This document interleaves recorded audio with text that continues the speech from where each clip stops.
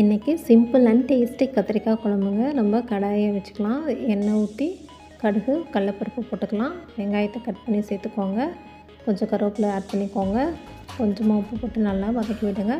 நம்ம மிக்ஸி ஜாரில் தக்காளி, கொஞ்சம் புளி, பூண்டு போட்டு அரைச்சி வச்சுருக்கோம்.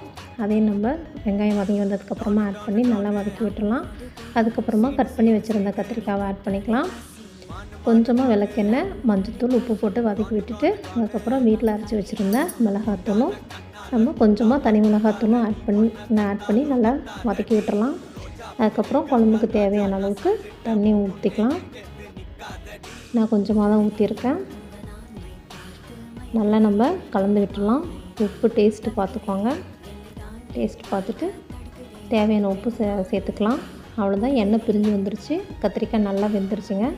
இப்போ லாஸ்ட்டாக நம்ம கொத்தமல்லி தழையும் பெருங்காயமும் போட்டு இறக்கிடலாம். அவ்வளோதான், சிம்பிள் அண்ட் டேஸ்டி கத்திரிக்காய் குழம்பு ரெடி.